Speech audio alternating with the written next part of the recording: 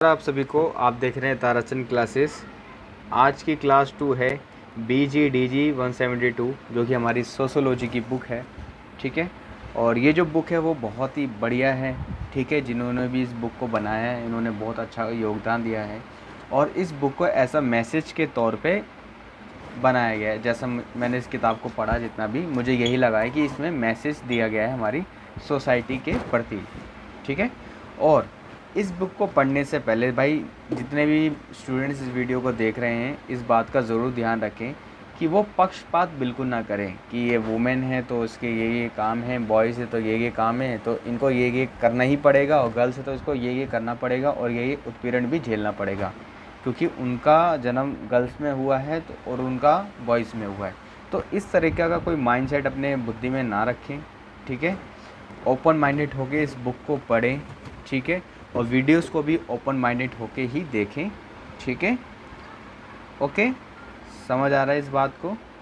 तो प्लीज़, और कोई भी बंदा किसी बात को गलत तरीके से ना समझे और ओपन माइंडेड होकर सारी बातें सुने और समझे। चलिए हम स्टार्ट करते हैं। लिंग, ठीक है, लिंग और जेंडर। ओके, लिंग और जेंडर क्या है? देखो लिंग क्या है, देखो ये एक तरह का साइंटिफिक नाम होता है हमारा XY और XX। आप स्कूल में भी पढ़े हो।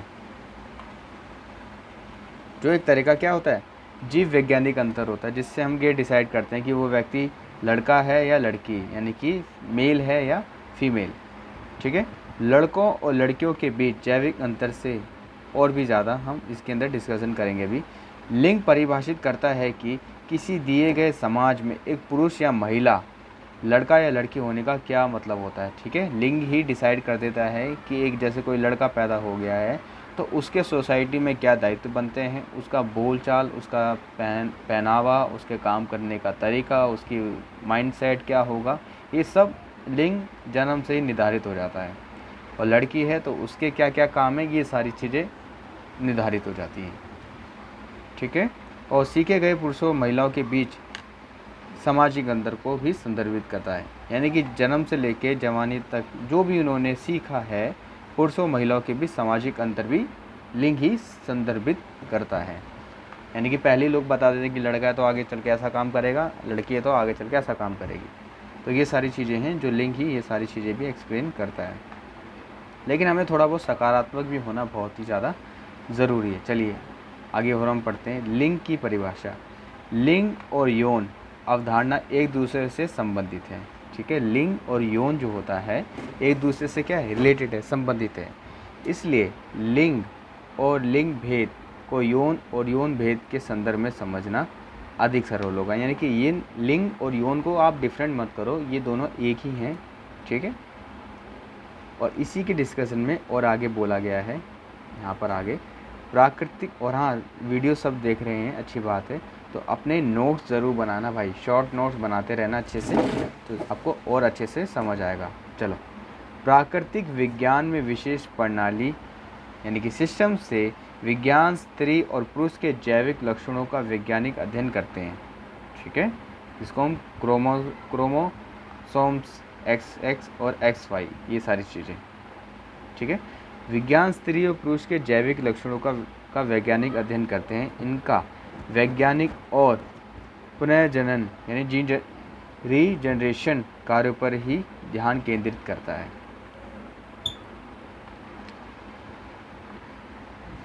पुनर्जनन का मतलब होता है बच्चे वगैरह पैदा करना, ये सारी चीज़ें, यानी जनरेशन को आगे बढ़ाना, रीजनरेशन, ये सारी चीज़ें। विगत वर्षों यानी कि पास्ट ईयर में ऐसे अध्ययनों को योनि भेद यानी सेक्स से संबंधित किया जाने लगा है। सामाजिक विज्ञान में विशेष रूप से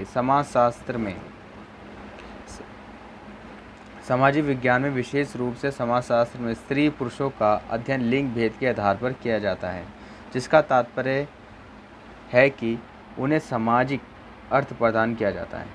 कहने का मतलब है स्त्री और पुरुष का अध्ययन सामाजिक संबंधों को गहराई से समझने के लिए किया जाता है। योनि भेद जैविक सामाजिक है और लिंग भेद सामाजिक सांस्कृतिक है।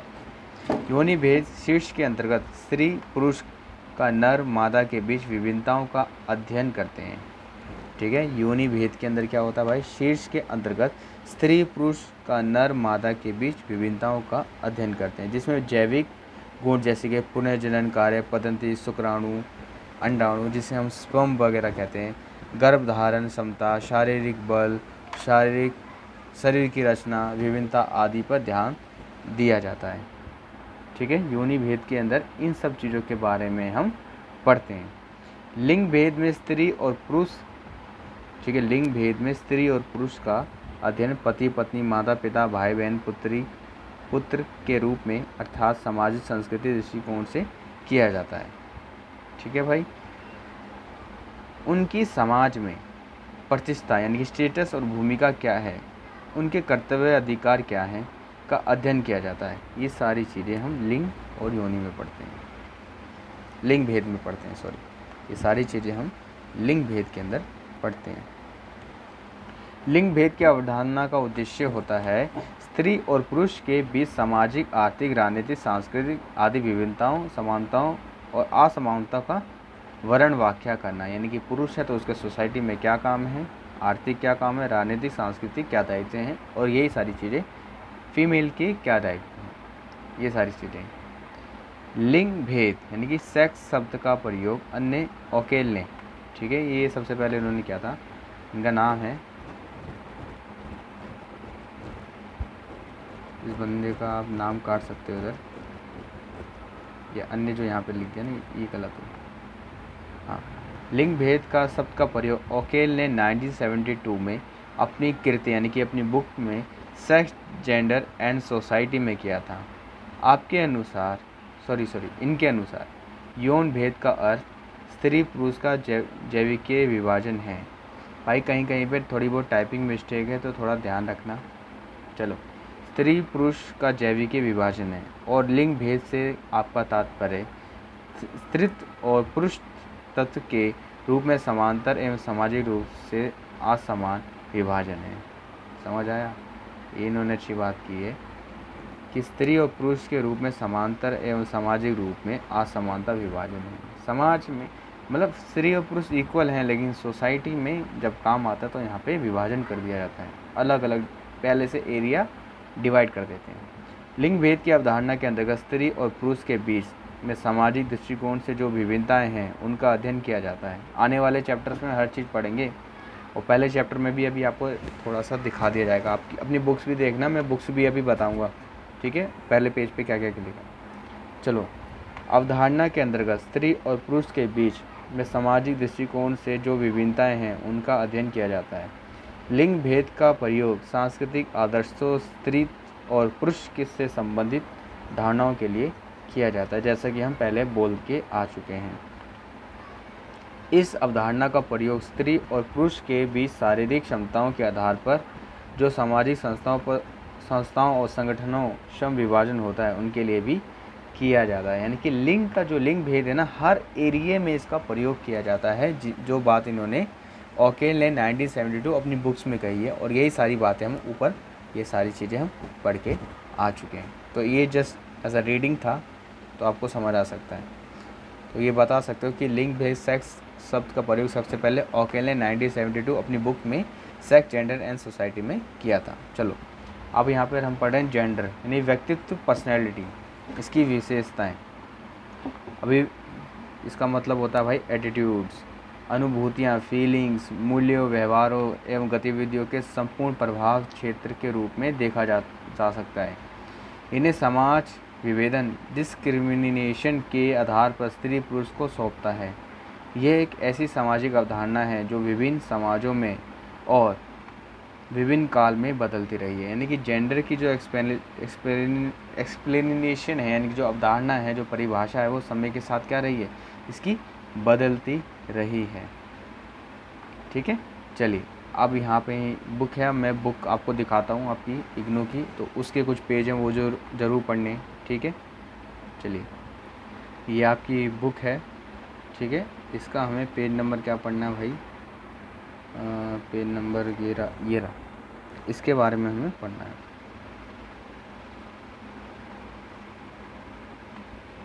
ये रहा, जेंडर के प्रचलित रूढ़ प्रारूप यानी कि स्टीरियोटाइप्स, यानी कुछ ऐसी अवधारणा बनी हुई है हमारे समाज में, और इसी टाइप की केस स्टडी आपके एग्ज़ाम में पूछी जाएंगे कि महिलाओं के प्रति कुछ मिथ जो बने हुए हैं जो कि गलत हैं। हम ये क्वेश्चन आता भी है एग्ज़ाम में, धीरे धीरे हम डिस्कशन करते रहेंगे। चलिए, पहला है यहाँ पर जेंडर के प्रचलित रूप प्रारूप यानी स्टीरियोटाइप किसे कहते हैं, एक तरह की गलत धारणा जो पूरे समय से चलती आ रही है, वो महिला और पुरुष। ठीक है, यहाँ पे महिला को क्या बताया गया भाई, वो निर्भर है, ठीक है, और पुरुष स्वतंत्र है। महिला कमज़ोर है, पुरुष शक्तिशाली है। महिला अक्षम है, वो पुरुष सक्षम है। ठीक है, महिला कम महत्वपूर्ण है, पुरुष अधिक महत्वपूर्ण है। महिला भावुक है, पुरुष जो भी काम करता है लॉजिकल रीज़न के साथ करता है। महिला परिपालन करने वाली है, यानी कि बच्चे संभालने वाली है, ठीक है, पालन पोषण। और पुरुष जो है निर्णय लेने वाला है। महिला घर की देखभाल करने वाली है, पुरुष काम करने वाला है, कमाने वाला है। गलत बात है, आज तो सभी कमा रहे हैं, और अच्छी बात है, सबको आत्मनिर्भर होना चाहिए।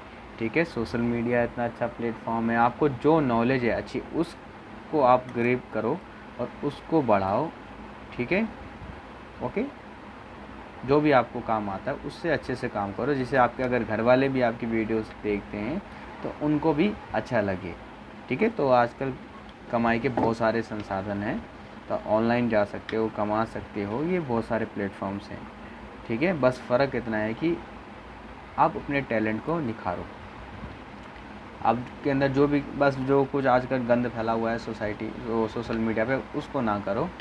ठीक है, बस आपके अंदर जो आप ऐसी वीडियोस बनाओ जिसके आपके फैमिली मेम्बर्स भी देख सकें। ठीक है, मेरा तो यही मानना है, इससे आपकी नॉलेज भी बढ़ेगी और बाकी अर्निंग भी हो जाएगी। ठीक है, जो भी आपको काम करना चाहते हो उसे अच्छे से करो। तो ये कुछ यहाँ पे स्टीरियोटाइप्स के लिखे हुए हैं, तो आप इनको देख सकते हैं कि महिला जो है भयग्रस्त होती है, यानी कि उसे डर रहता है, और पुरुष बहादुर होता है। पता नहीं, चलिए यहाँ पे और भी यहाँ पे लिखा है कि एक तरह की गतिविधियाँ, ये सारी चीज़ें लिखी हैं। ओके, जैसे यहाँ पे लिखा है केस स्टडी, यहाँ पे देखो केस स्टडी लिखी है, इसको पढ़ते हैं आराम से। सेक्स और जेंडर को और भी अधिक स्पष्ट तरीके से समझने के लिए कुछ ऐसी महिलाओं से मुलाकात कीजिए जो माँ बनने वाली हों। कृपया उनसे ये पूछें कि क्या वह एक बालिका शिशु चाहती हैं, यानी कि लड़की चाहती हैं, या एक लड़का यानी बालक शिशु। यदि वह बालिका शिशु को वरीयता देती हैं, ठीक है, या यदि वह बालिका यानी कि लड़की उनको अगर चाहिए, तो सूची बनाने के लिए, एक लिस्ट बनाने के लिए उनसे इस चीज़ का कारण पूछिए।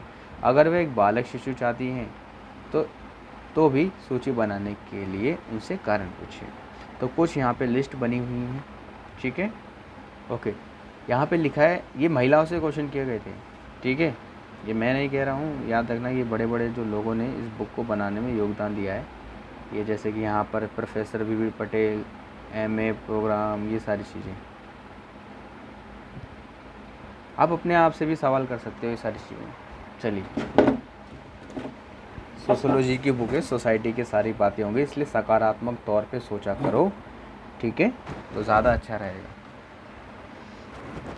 बदलाव हमसे अपने से स्टार्ट होता है, किसी और से नहीं। चलो, बालिका शिशु बालक, पहला लिखा है इसमें पॉइंट, अगर किसी को बालिका चाहिए यानी कि लड़की चाहिए तो घरेलू कामकाज और अन्य सहोदर भाई बहन का ख्याल रखती है, यानी कि कामकाज में हेल्प करेगी लड़की, और बाकी काम में भाई बहन की भी सहायता करेगी। बालक परिवार को आर्थिक रूप से सहारा देता है। ठीक है, अगर लड़का हुआ तो सहारा देगा परिवार को, समय का निकल गया तो बात कुछ अलग है। बालिका शिशु, देखो यहाँ पे लिखा है बच्चे पैदा करना, इस वर्ड का मतलब होता है बच्चे पैदा करना, रीजनरेशन। कार्य में संलग्न रहती है, जैसे बड़ों की देखभाल करना और उनका पालन पोषण करना, ये सारी चीज़ें। विवाह में खर्च कम आता है,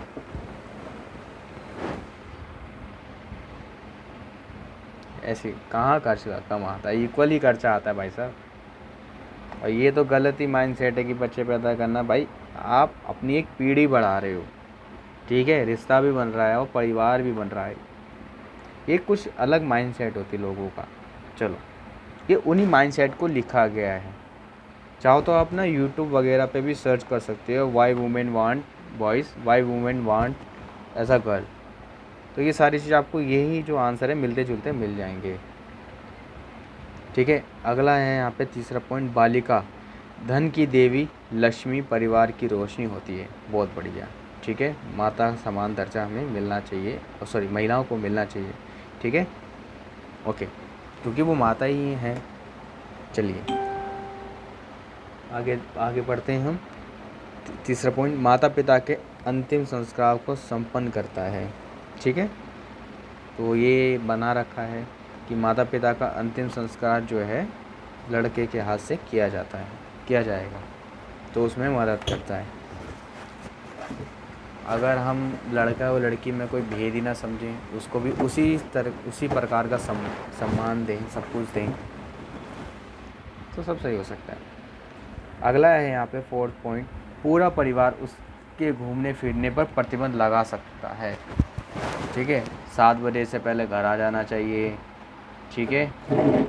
तुम्हारे फ़ोन में सबके जितने भी तुम्हारे सहेलियों के सारे नंबर हमें चाहिए, ठीक है। कॉन्टैक्ट लिस्ट, किससे बात करती हो किससे नहीं, वो सारी बातें। निर्णय उसकी तरफ से परिवार द्वारा लिए जाते हैं, यानी कि जो भी डिसीजन होंगे वो सारे के सारे कौन लेंगे, फैमिली के द्वारा लिए जाते हैं।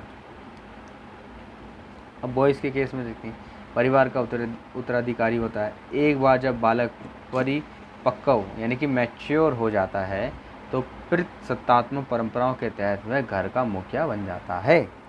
ये सारी बातें इसके अंदर बोली गई हैं, बॉयज़ और गर्ल्स के डिफरेंट में। मुझे लगता है कि आपको ये बातें थोड़ी खटपटी होंगी, बुरी भी लगी होंगी, ख़राब भी लगी होंगी, लेकिन क्या करेंगे, सोसाइटी में लोगों का ये माइंडसेट है। ये केस स्टडी देखो लिखा है ना, गतिविधि 1, अब देखो गतिविधि 2, ओके।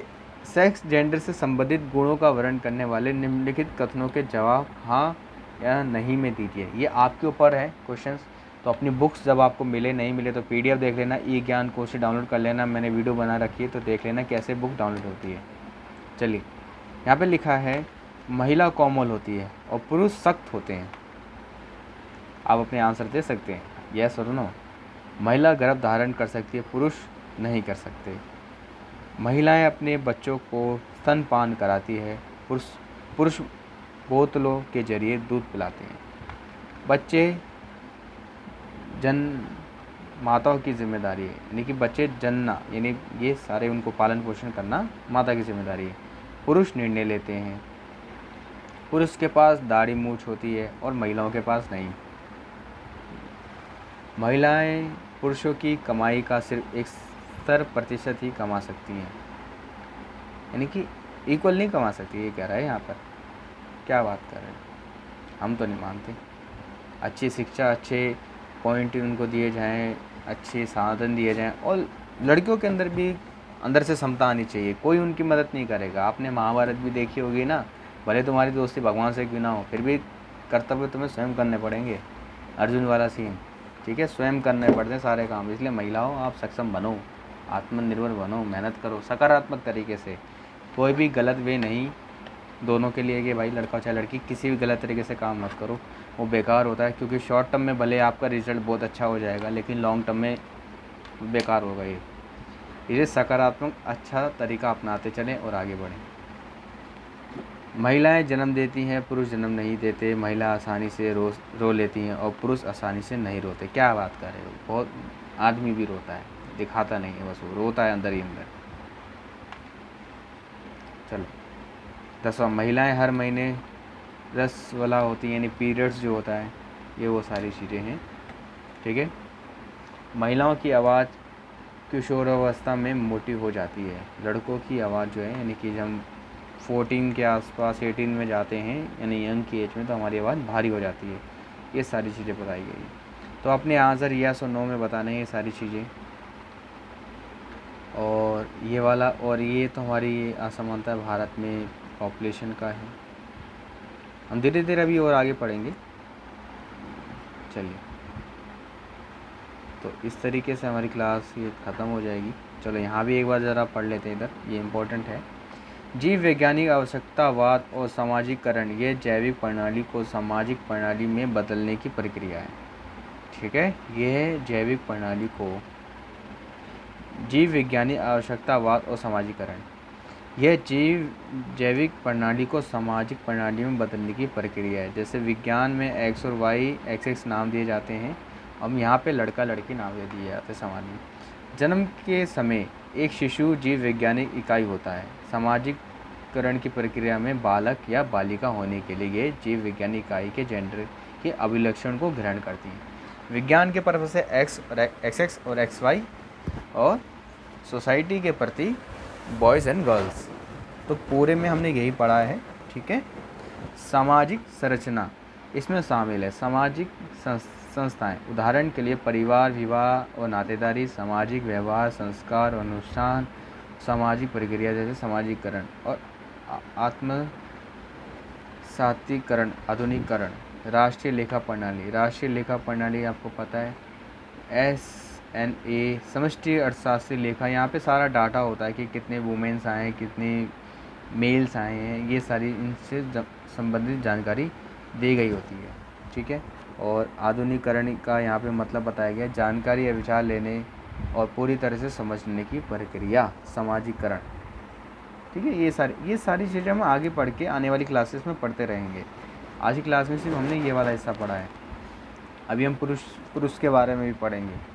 तो आप सभी को अपनी बुक्स को अच्छे से पढ़ना है, नोट्स बनाने हैं। आई होप, मैं उम्मीद करता हूँ आपको मेरी कुछ बातें समझ आई होंगी। वीडियो थोड़ी सी लॉन्ग बन गई है, कोशिश करेंगे वीडियो को 10-15 में ही रखा जाए। ठीक है, कि ज़्यादातर वीडियो 10 मिनट में ही आ जाए तो ज़्यादा ठीक रहेगा, टॉपिक को 10 मिनट में कवर कर दिया जाए। ठीक है, चलिए मिलेंगे आपसे हम नेक्स्ट वीडियो में। चैनल को सब्सक्राइब ज़रूर करना। आपके रिव्यूज़ पे ही डिपेंड करता है कि वीडियोस कितनी जल्दी आएंगी, और रिव्यूज़ आपका अच्छा होगा, आपको वीडियोस अच्छी लगेंगी तो आ जाएंगी। अगर आपका कमेंट और सब्सक्राइब वगैरह नहीं होंगे तो वीडियोस नहीं आएगी। ठीक है, क्योंकि देखो, जब हमें भी लगेगा कि आप भी इंटरेस्टेड हो तो हम भी इंटरेस्टेड हैं, कि ताली दोनों तरफ से बजती है ना। चलिए, ओके, चलिए मिलेंगे आपसे नेक्स्ट वीडियो में।